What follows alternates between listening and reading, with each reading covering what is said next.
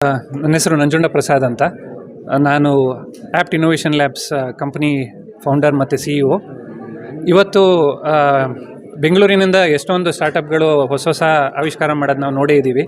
ಇವತ್ತು ಇಡೀ ದೇಶದಲ್ಲೇ ಪ್ರಪ್ರಥಮ ಬಾರಿಗೆ ಒಂದೇ ಸಿಂಗಲ್ ಆ್ಯಪಿಂದ 5 ನಿಮಿಷದೊಳಗೆ ಅಪ್ಲಿಕೇಶನ್ಸ್ ಮಾಡುವಂಥ ಒಂದು ಸೌಲಭ್ಯದ ಆ್ಯಪ್ನ ನಾವು ಲಾಂಚ್ ಮಾಡ್ತಾಯಿದ್ದೀವಿ. ಇದರಿಂದ ನಮ್ಮ ದೇಶದ ಯಾವುದೇ ಮೂಲೆಯಲ್ಲಿ ಯಾರೇ ಕೂತಿದ್ರು ಈಸಿಯಾಗಿ 5 ನಿಮಿಷದಲ್ಲಿ ಅವ್ರು ಬೇಕಾಗಿದ್ದ ಕಾಲೇಜಸ್ನ ಸೆಲೆಕ್ಟ್ ಮಾಡಿ ಆರಾಮಾಗಿ ಅಪ್ಲೈ ಮಾಡ್ಬೋದು. ಇದರಿಂದ ತುಂಬ ಸೋಷಿಯೋ ಎಕನಾಮಿಕ್ ಬ್ಯಾಕ್ಗ್ರೌಂಡ್ ಬೇರೆ ಸೋಷಿಯೋ ಎಕನಾಮಿಕ್ ಬ್ಯಾಕ್ಗ್ರೌಂಡಿಂದ ಬಂದವ್ರಿಗೆ ಬಹಳ ಈಸಿ ಆಗುತ್ತೆ.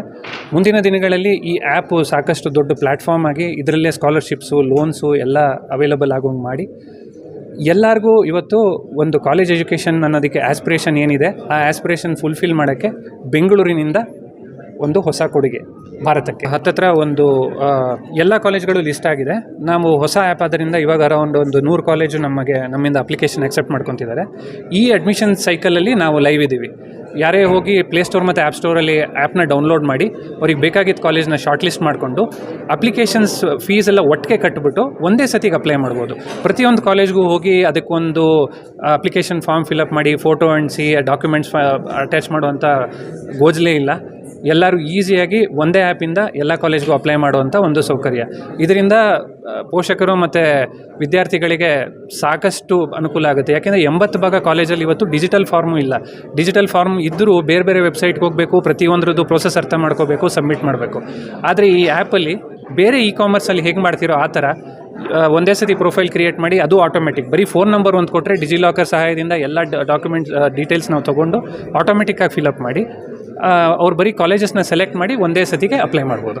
ಇವರಿಗೆ ನಾವು ಇಂಜಿನಿಯರಿಂಗ್ ಮತ್ತು ಮೆಡಿಕಲ್ ಬಿಟ್ಟು ಮಾಡ್ತಾಯಿದ್ದೀವಿ. ಯಾಕೆಂದರೆ 80% ಮಾರ್ಕೆಟು ಇಂಜಿನಿಯರಿಂಗು ಮತ್ತು ಮೆಡಿಕಲ್ ಬಿಟ್ಟು BSc, BCom, BA, BBA ಈ ಕೋರ್ಸಸ್ಗಳಿಗೆಲ್ಲ ಸಾಕಷ್ಟು ಜನ ಅದಕ್ಕೆ ಹೋಗ್ತಾ ಇದ್ದಾರೆ. ಇಂಜಿನಿಯರಿಂಗ್ ಮೆಡಿಕಲ್ ರೆಗ್ಯುಲೇಟ್ ಆಗಿದೆ. ಇವತ್ತು ಎಂಟ್ರೆನ್ಸ್ ಟೆಸ್ಟ್ ಇರುತ್ತೆ, ನೀಟ್ ಇದೆ, CET ಇದೆ. ಹಾಗಾಗಿ ಅದರಲ್ಲಿ ಮಾಡ್ತಿಲ್ಲ ಫಸ್ಟ್ ಇಯರು. ಬೇರೆ ಇಂಜಿನಿಯರಿಂಗು ಮತ್ತು ಮೆಡಿಕಲ್ ಬಿಟ್ಟು ಬೇರೆ ಸ್ಟ್ರೀಮ್ಸಿಗೆ ಟಾರ್ಗೆಟ್ ಮಾಡ್ತಾಯಿದ್ದೀವಿ. ಸಬ್ಸ್ಕ್ರಿಪ್ಷನ್ ಫೀ ಇಲ್ಲ. ಯಾರೇ ಬಂದು ಬೇಕಾದ್ರೆ ಅವರು ಶಾರ್ಟ್ ಲಿಸ್ಟ್ ಮಾಡ್ಬೋದು ಕಾಲೇಜಸ್ಸು ಆರಾಮಾಗಿ ನೋಡಿಕೊಂಡು. ಅವ್ರು ಅಪ್ಲಿಕೇಶನ್ ಮಾಡಬೇಕಾದ್ರೆ ನಾವು ಫೀಸ್ ತೊಗೊತಾ ಇದ್ದೀವಿ. ಅದು ₹20, which is less than the cost of passport size photograph. ಇವತ್ತು ನಾವು ಒಂದು ಪಾಸ್ಪೋರ್ಟ್ ಸೈಜ್ ಫೋಟೋಗ್ರಾಫ್ ತೆಗೆಸಿದ್ರೆ ₹50 ಆಗುತ್ತೆ.